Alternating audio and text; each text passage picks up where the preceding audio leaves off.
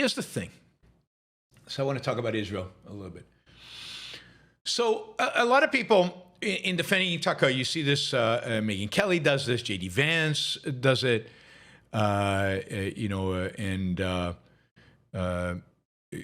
constantly. And others think it, look, all Tucker Carlson is doing is asking questions about Israel. He's not an anti-Semite. All Candace Owen is just, she's asking questions about the Jews. She's not an anti-Semite. It's just questions, right? It's legitimate to ask questions. And Tucker Carlson keeps asking, look, I don't hate Israel. I just wonder, should America support Israel to the extent that it does? And what about all this influence that Israel has over American presidents and over American? And what about all the lobbying? And now, I don't believe any of that is honest. And the reason I don't believe any of it is honest, and I don't believe you guys among you on the chat who are just asking questions about Israel, who are concerned that supporting Israel is not in American interest, I don't think your questions are honest, and I don't think your advocacy for American interests is honest. Because the answers to these questions are not that hard. And yet, they're never engaged with. Tucker doesn't actually bring anybody on to ask real questions about American interests. I mean, a great example of this is something that happened again in Turning Point USA. Ben Shapiro was asked, and then it became a storm on the internet and everywhere, and everybody was all over it. Is if Israel is such a great ally of the United States, this is the question being asked. And others, this has been asked for years and years. I've heard this question being asked for 25 years, since I got on the stage.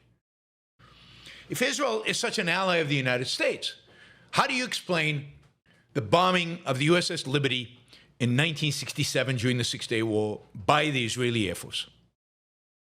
It was a U.S. ship. It was bombed. And there were casualties.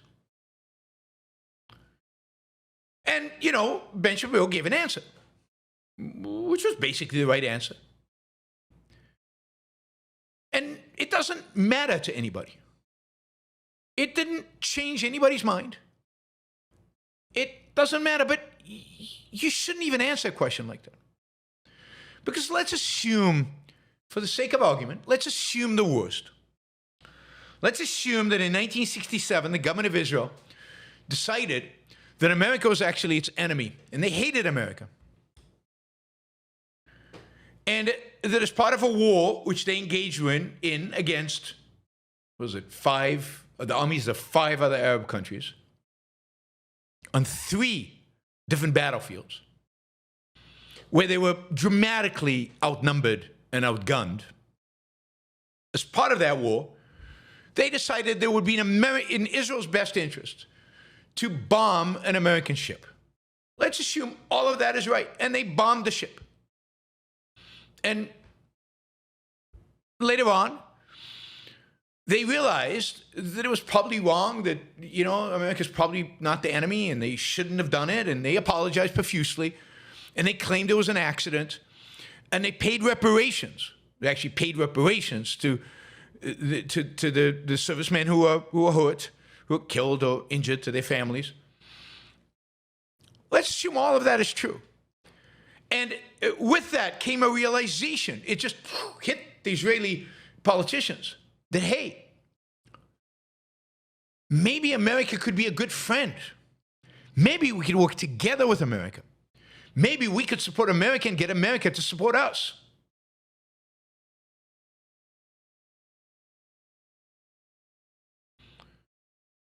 And,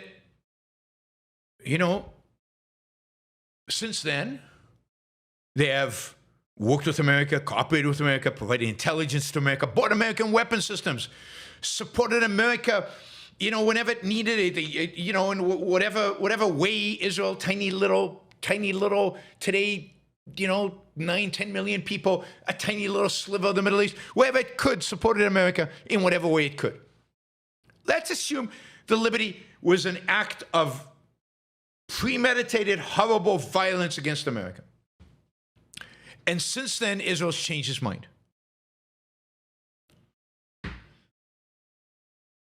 Does that make Israel a villain that we should turn away from today? Does that make Israel against American interests to support?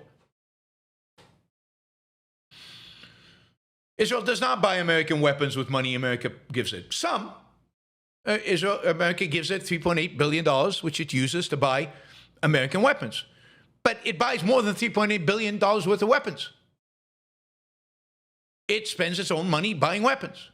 Indeed, has since America started selling it weapons, I think in 1962 for the first time, but really only after 1967. And think about this about the USS Liberty. Imagine the story is true that Israel did it purposefully because it hates America. Why is it that before 1967, i.e. before the bombing of the USS Liberty, America basically had an arms embargo on Israel? From 1948, from the establishment of the State of Israel till 1962, America sold no weapons to Israel. Zero, nada, zilch. From 1962 until 1967, the U.S. sold Israel very, very, very, very few U.S. weapons. By the way, in those days, the United States gave nothing to Israel. Zero, nada, zilch, in terms of money.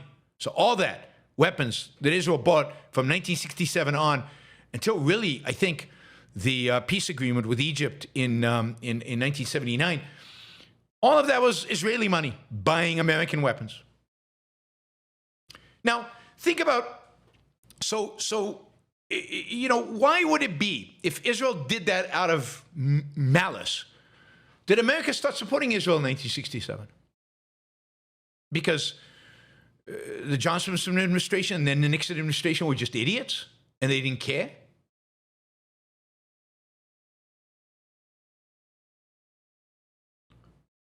Is that it?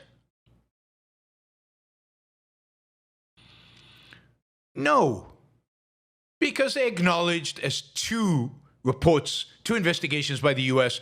acknowledge, as investigations by the Israeli army acknowledge, the USS Liberty was an error, friendly fire. Americans have been killed by friendly fire from British troops, Canadian troops, Danish troops. Indeed, more Americans were killed by friendly fire in the first Gulf War from American troops killing American troops, than the Iraqis killed. Friendly fire happens all the time in war. Israel has apologized, paid reparations, investigated. Friendly fire happens.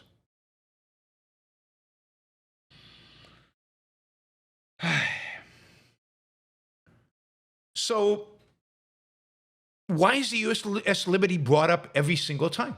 When even if you interpret it in the worst way possible, it's irrelevant. Because nobody's interested in facts. Nobody's interested in, does the U.S.-Israeli relationship, is it positive for the U.S.? All they care about is denouncing Israel. All they care about is making it look bad. Why? Why would they want to do that? Why would they care so much about making Israel look bad if it's not motivated by antisemitism? If it's not motivated by hatred of successful Jews running a civilized country? Because that's what pisses them off. What pisses people off more than anything is not just Jews. It's successful Jews who have the audacity, or in Hebrew we say the chutzpah, to defend themselves and to be good at it and to crush their enemies. How frigging dare them, they? Anti-Semitism lies behind all these asking questions. Let's take another question. Take another question. I don't know, and you guys ask me questions about questions that Tucker Carlson might ask about Israel. Questions, right? Legit questions. Should we be supporting, is our relationship with Israel $3.8 billion? That's a lot of money. That's a lot of money. It is. $3.8 billion is a lot of money. But that's all That's it. 3.8. It's not tens of billions, not hundreds of billions. It's 3.8 billion a year. That 3.8 billion is less than 1/10 of 1%. I think of less than 1/5 of 1% of federal spending. It's not even that huge of a percentage of foreign aid. Why are people not upset about all the other foreign aid that we give? That is clearly not then spent to buy U.S. weapon systems and therefore the money all flow back into. Why are we not upset by all the aid and protection and money and effort we spend protecting people who are often our enemies, like the Saudis? For years, for decades, we've been protecting them, really since World War II.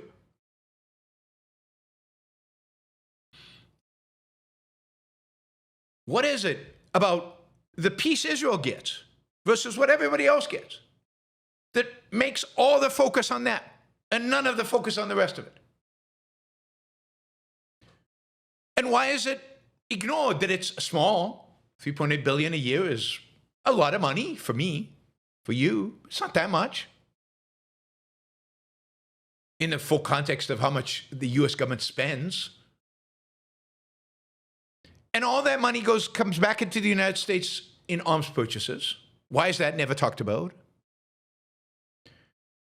And you know what? I'm quite happy to say Israel shouldn't get a dime. It shouldn't get a dime. If you're willing to stop giving any money to Egypt and Jordan and all the other Arab countries and all the African countries and all the Asian countries and everybody else. I'm quite happy to make foreign aid zero. Zero. Including Israel. Why isn't that the discussion? Why isn't the discussion about foreign aid? Why is it about Israel? Well, because there's clearly a bias against Israel. There's clearly a hatred of Israel.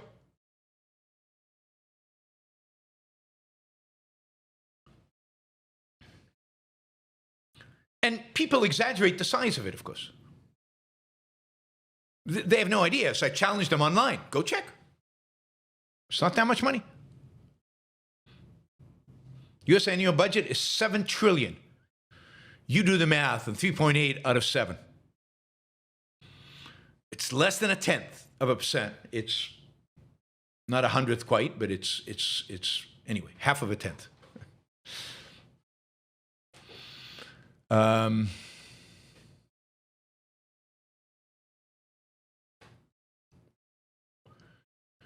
All right, so other questions. What's another question we get? Yeah, why do politicians get so much money from AIPAC? I mean, AIPAC is the most powerful lobbying group in the entire world. It controls Americans. It controls American politics. Indeed, it's because of AIPAC that the United States entered the war with Iraq. But it turns out that's just nonsense. AIPAC is a big lobby. They lobby like a lot of other organizations. They spend a lot of money, just like lots of other organizations spend it. But the reality is the Qataris, Qatar, remember Qatar? Qatar? The best country, according to Tucker Carlson. Best. He's going to buy a home there. He won't even buy a home in Moscow, but he's willing to do it in Doha. Qataris spend more money on lobbying. Much more. And they spend a huge amount of money on American media, on paying certain podcasters, on endowing lots and lots of universities with huge amounts of money, often on the condition that they don't say anything negative about Qatar, and these universities agree. They fund Middle East studies program all over the place. And yes, our politicians get a lot of money from Doha, from Qatar. Why is that not mentioned in the same breath as AIPAC?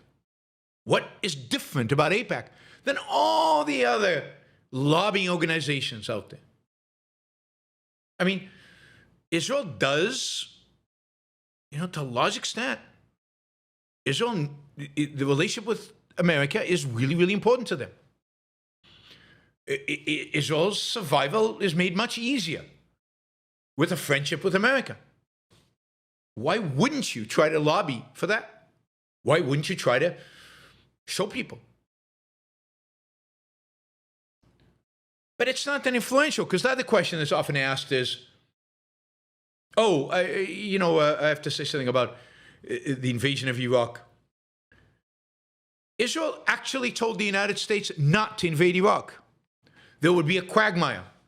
There would not be good in the second time. And the first time, in 1991, when they invaded Iraq, when they kicked Iraq out of Kuwait, missiles were launched at Israel constantly. And the United States forced Israel not to respond. Israelis sat and just had missiles dropping on their homes. They didn't have an air defense system like they do now.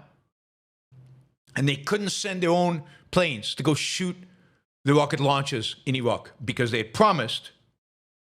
Oops, no audio? No audio? Guys?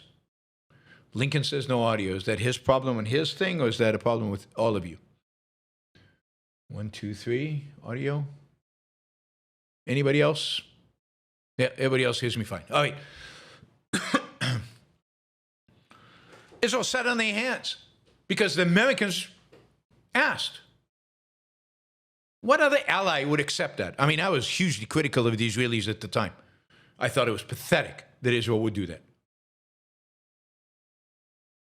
Israel didn't encourage the United States to invade Iraq. It wasn't in Israel's interest for Iraq to become a dependency of Iran, which Israeli intelligence predicted. At every level. At every level.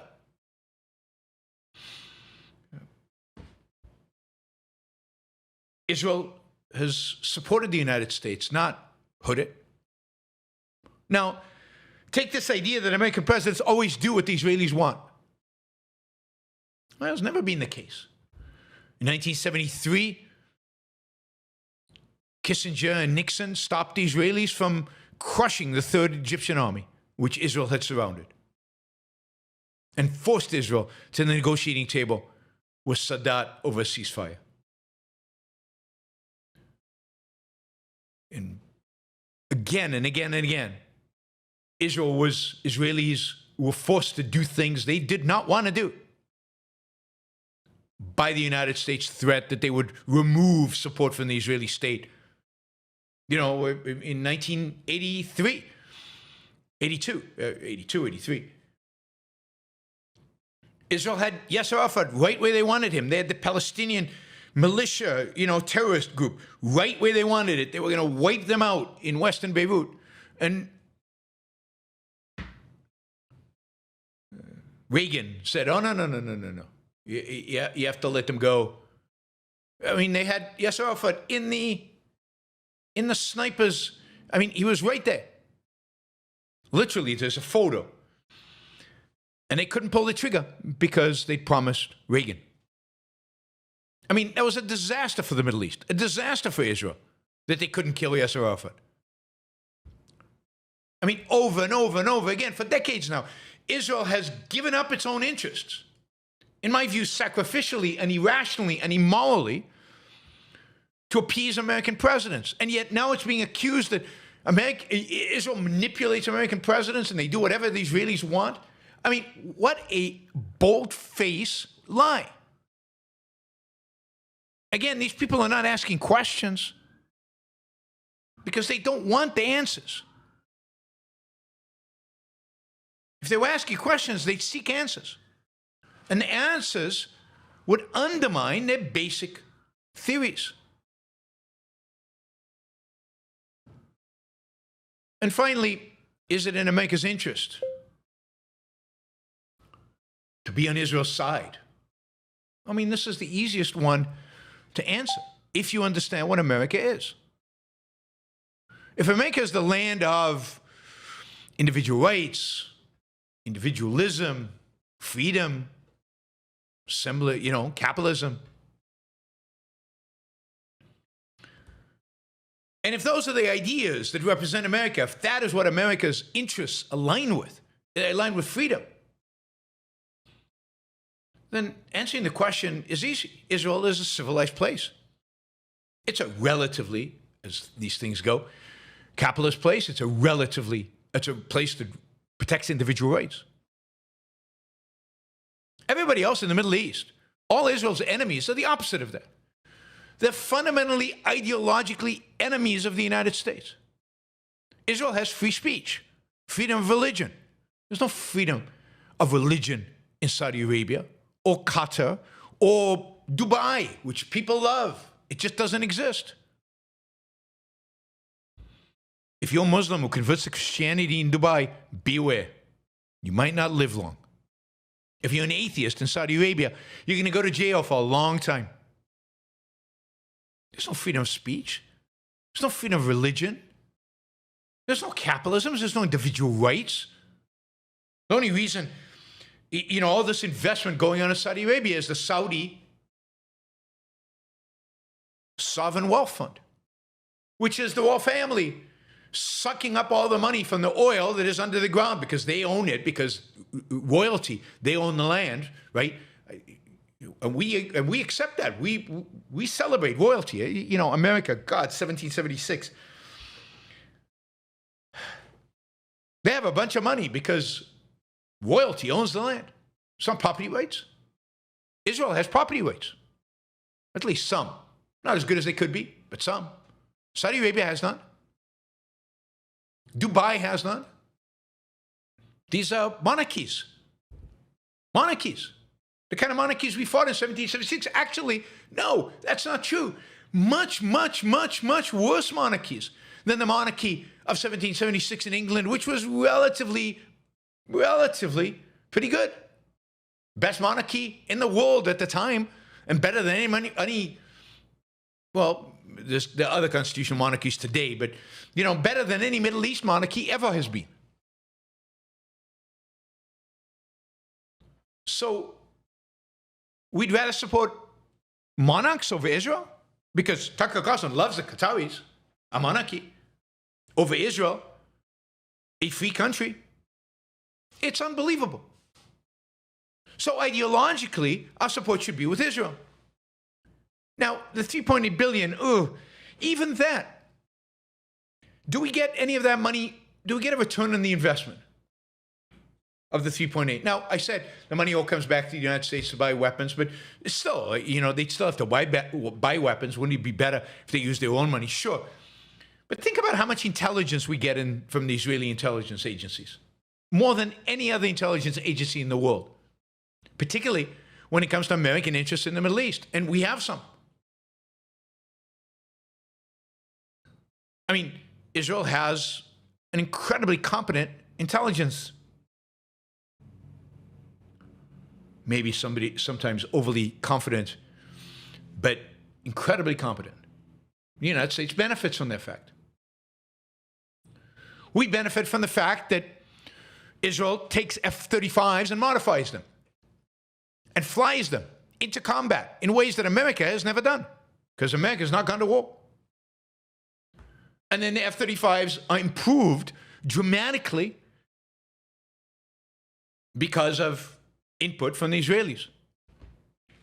A benefit the manufacturer of the F-35 says is worth hundreds of billions of dollars in saved research and development that Israel is doing itself or is doing by actually using the jets. And that's true of all American weapon systems. Every American weapon system sold to Israel is used. And by the very fact that it's used in combat situations, America learns how to make them better. Otherwise, who's using American weapons? Almost nobody. A little bit in Ukraine. But we've only given them a little bit, so there's not much. Is that worth $3.8 billion? Probably worth a lot more than that if you were just paying for it.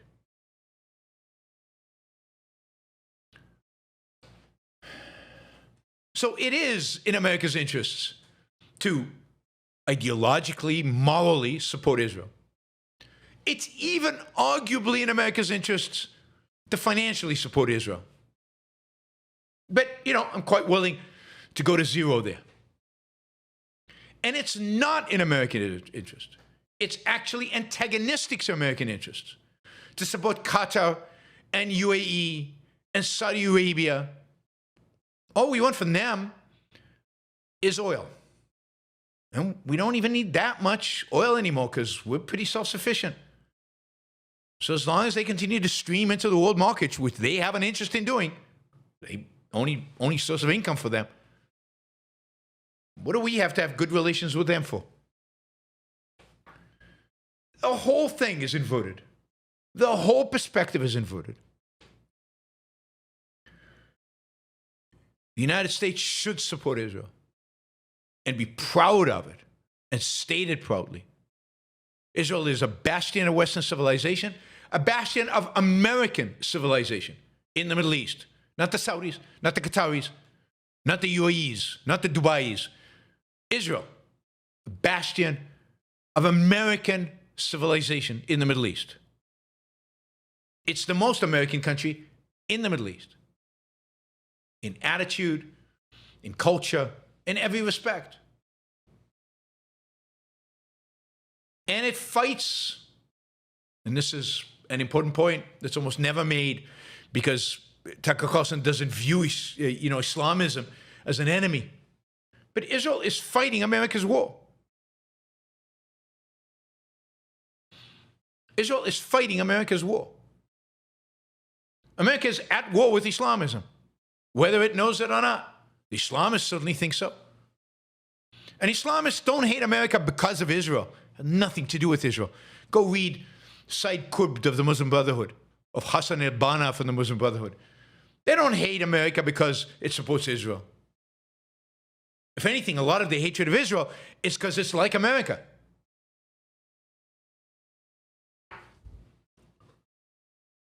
So Israel is fighting America's war. It's fighting the same enemy. And yeah, America doesn't want to recognize it. That's shame on America. But it should at least appreciate what Israel is doing and the extent to which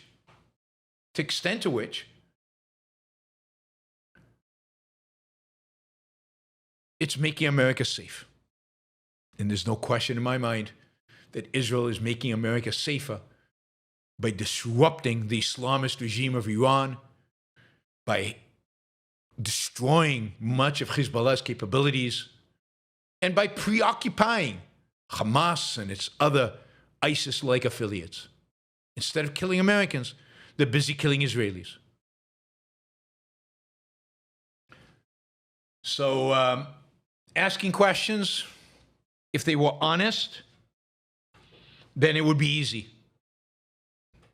The fact that they keep asking them and they don't even acknowledge that there are answers to them. They don't even acknowledge the people providing answers to them.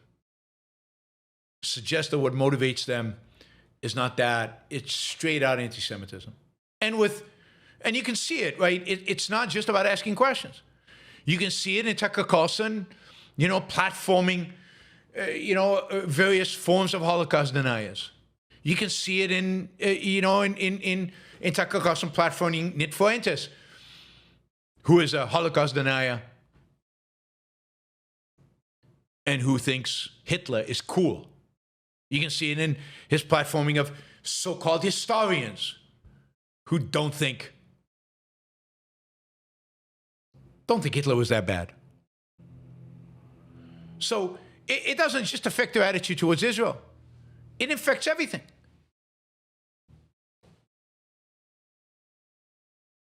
I mean, Tucker is obsessed with Israel and constantly lies about Israel and Jews. He is not just asking questions, he is and needs to be called out for being an anti-American, collectivistic, tribalistic anti-Semite. Indeed. He was I guess named, I'm not sure who named him, but somebody named him today Anti-Semite of the Year, which he, I guess a group called Stop Anti-Semites named him Anti-Semite of the Year, and absolutely he deserves it. And, you know, people are platforming. I mean, he even suggested there was something wrong with Zelensky because, you know, Zelensky's Jewish.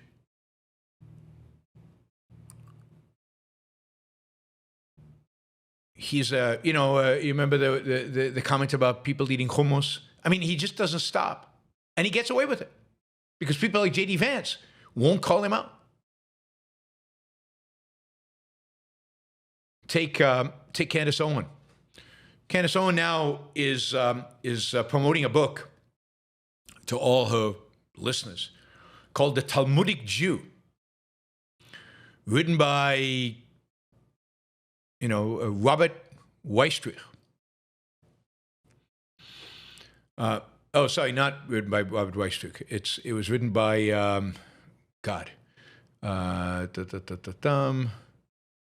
August Rolling. August Rolling. Written by August Rolling, who was a known, avowed racial anti-Semite. Known by everybody. It was in his obituary in the New York Times in January 28, 1931, when he died. It's all about the Talmud, the Talmudic Jew.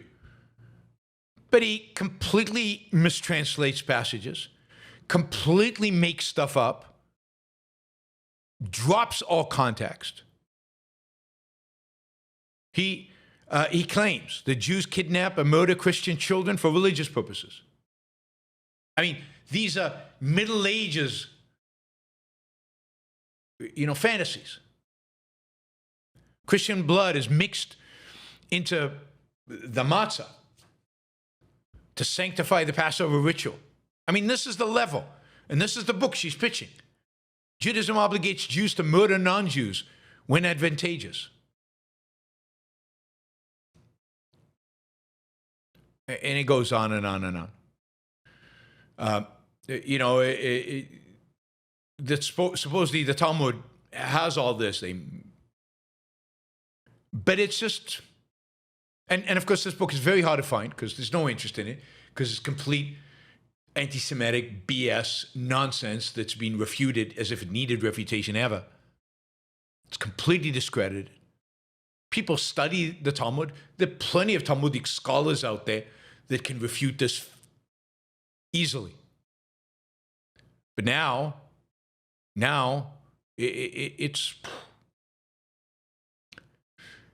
selling.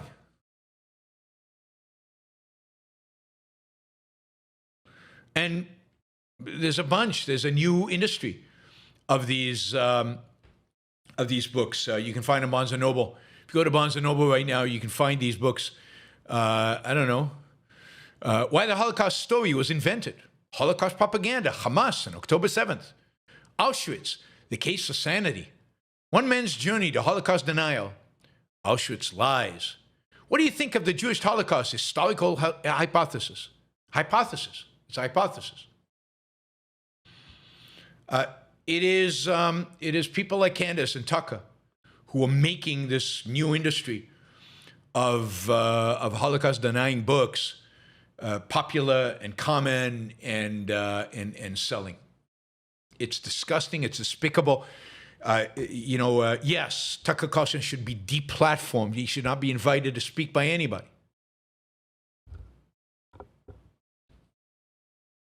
And Candace Owen, nobody should listen to her show. She's just the worst kind of anti-Semitic bigot. And yet, you know, they're not being denounced. And certainly J.D. Vance will not denounce them. Will not denounce them. I think that disqualifies him from being president of the United States, among many, many other things.